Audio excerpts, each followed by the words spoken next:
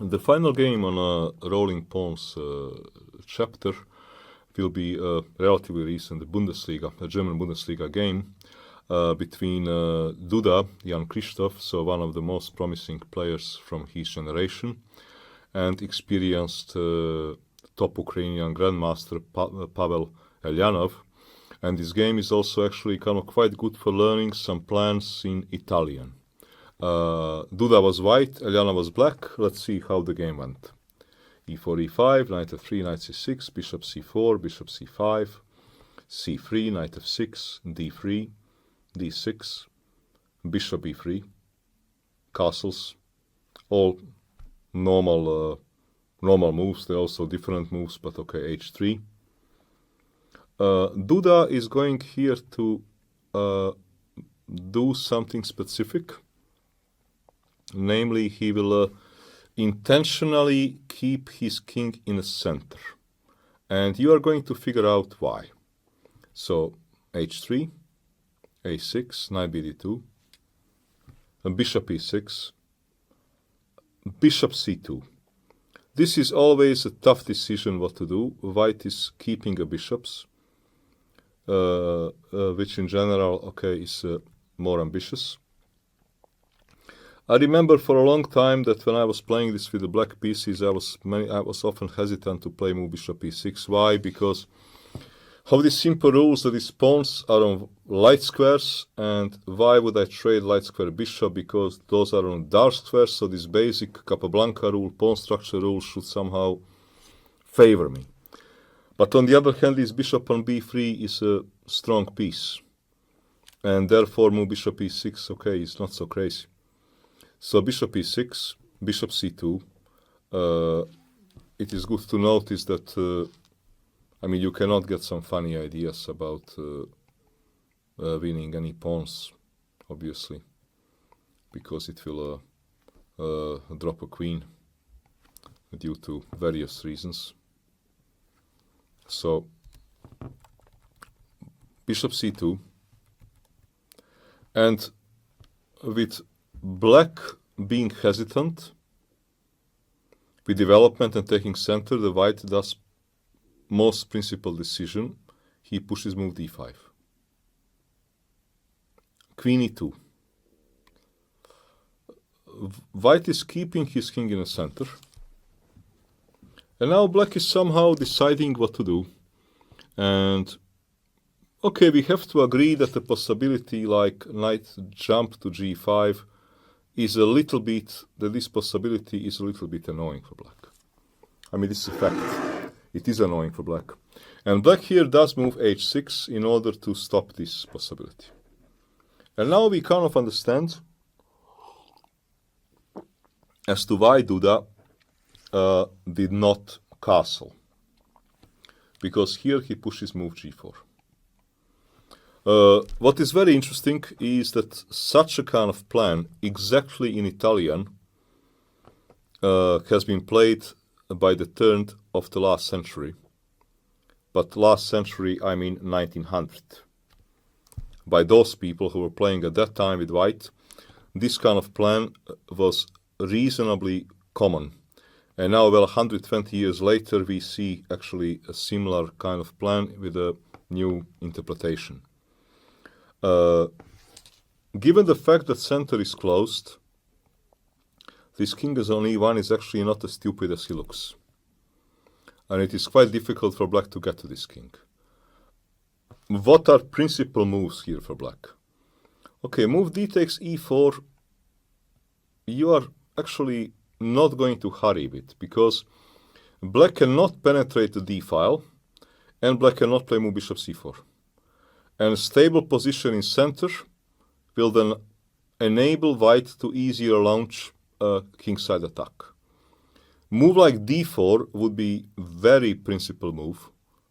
So flank attack, you counter by hitting the center. Well, what is the problem? Problem is that after a move like, let's say, knight b3, bishop b6, g5, this looks quite unpleasant. So black plays move knight h7.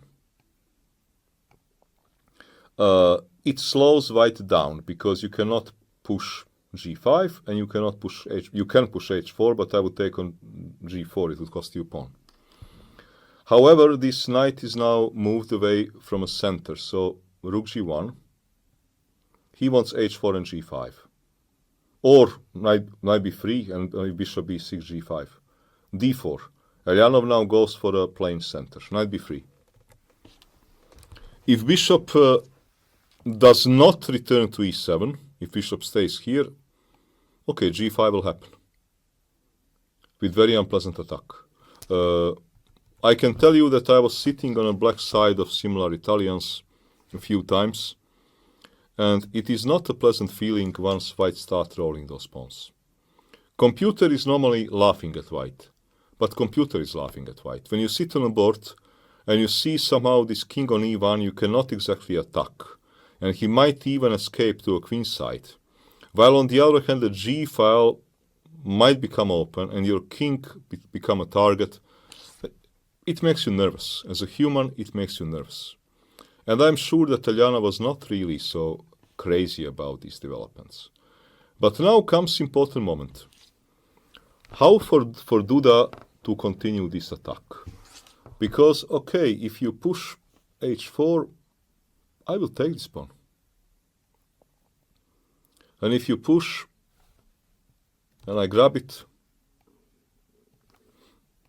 whether or not you get something in return, I don't know, perhaps you get something in return, but not easy, because you cannot, for example, count on these things. And now let's say some move and a castle queenside and f4 and I don't know what, because, well, there is always here an immediate problem. Takes, and knight comes to d4 with a monster, impact and game is finished. So he cannot do that. He obviously, he can take if he wants to. He can do that. But then again, there are some problems. For example, I can take.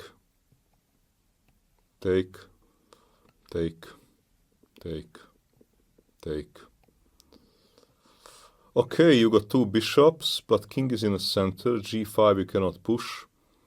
This is in a way killer bishop, but he has no support of other pieces. If I trade those two bishops, there is no attack. This is not really what you want either with white. So if it all doesn't really work, well, how to develop attack here? Yes, you can play maybe move bishop d2 with the idea to castle queenside. But then, for example, move knight g5 looks pretty good for black, because black start trading pieces. You cannot push h4 because they're going to trade. And if we start trading business, only black can be better here, because you don't threaten any push, and I can just start pushing. And maybe even, I don't even want to mention, I can even just be greedy, grab this pawn and mate me. So, at this moment, black has very clear plan. He wants either move knight g5, or he wants maybe move a5 to disturb the knight. How is white going to develop his attack? And Duda comes with a beautiful concept. He will sacrifice his knight in order to get rolling pawns. Knight takes e5, bam! Knight takes, knight e4. He has only two pawns. By the way, this thing, forget about. I mean, this would be a terrible blunder. And then queen takes. So knight takes. He has only two pawns, and they are not even rolling immediately. But these pawns are controlling a lot of squares. c5, knight f5. Let's try to somehow assess here the position. Let's try to take stock. White is not threatening anything deadly, so this is intuitive sacrifice. White has king in the middle of the board, but this king cannot so easily be attacked. White will ultimately probably need to castle kingside. Why? Because if white wants his attack to be successful, he needs to connect rooks at some stage. This is going to be necessary. White can consider at some moment move like f4 to allow bishop h4 check, and even to play move king f1, which is not the end of the world. But white does not have any immediate deadly threat. What is black's problem? Black's problem is that since white has all these bunch of pawns, it is not so easy to create a counterplay. So Elyanov plays a sensible move. He plays king h8. He moves his king from potential checks, attacks, and he sees what happens later. f4. And bishop e3 was also possible. Well, Duda is not afraid of this check, such a things, because he probably thinks that it is also a waste of time, and his king cannot be attacked. So knight c6, bishop e3, rook c8. Well, now how to further kind of attack? You cannot push g5, because if you push it is simply a blunder. I mean, I will take, and take. And takes, okay, just take.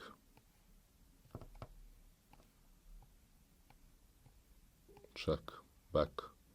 Nothing. This bishop can never with f6 come to some sort of serious business. So this is out of question. Move like queen f2 to threaten to take and take is obviously a piece blunder, and bishop h4. Move like castle would be logical, but okay, you need to try to figure out what happens if he even takes. It's not like it is a mate. Or I can maybe consider such a move. Also a possibility.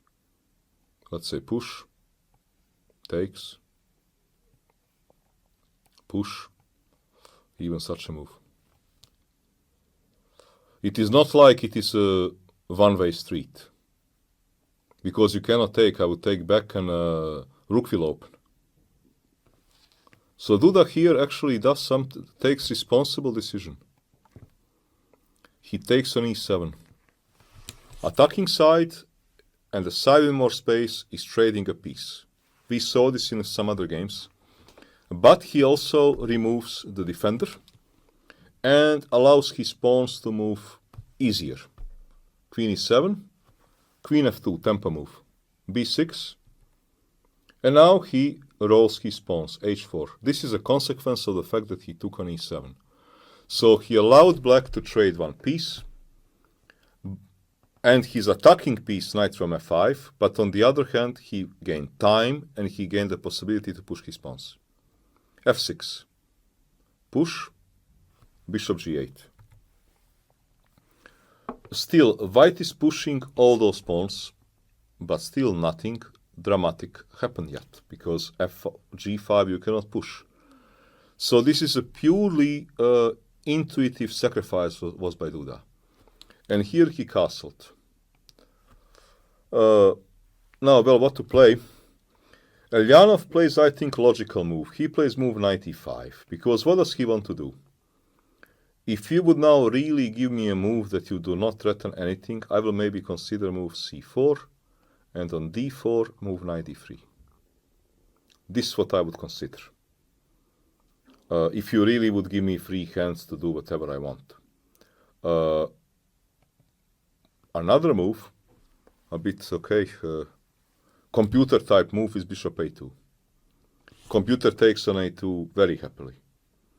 For a human, difficult decision. One line, for example, may go like this. Push, takes, knight g5. Now, for example, both is possible. This is, for example, nice line.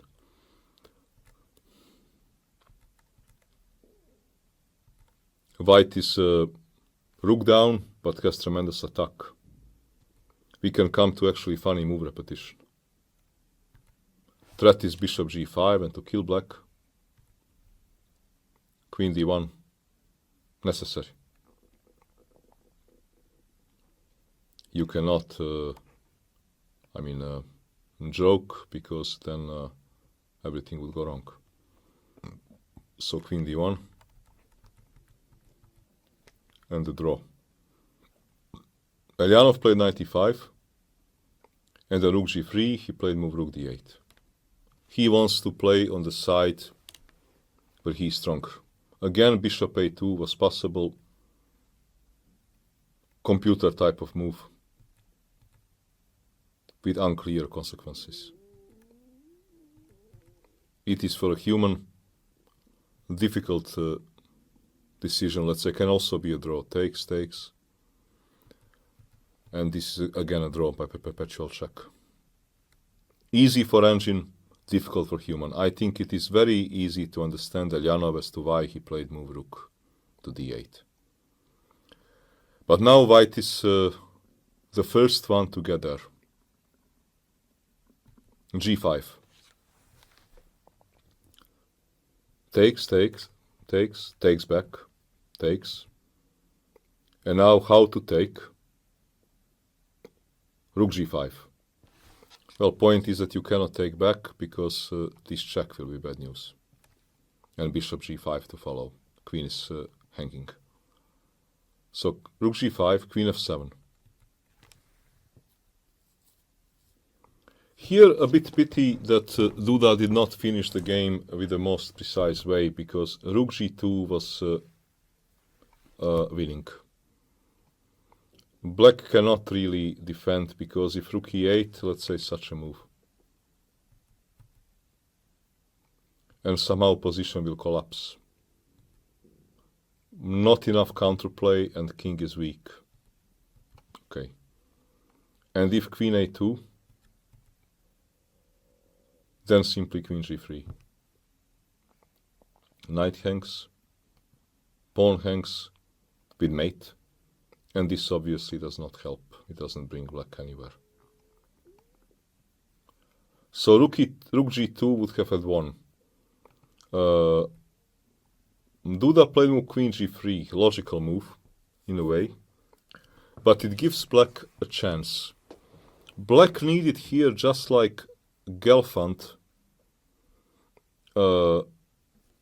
somehow had his moment versus Dreyev to sacrifice, just in our previous game, like Gelfand had a moment to sacrifice on f4 to basically give a piece back in order to eliminate part of a danger.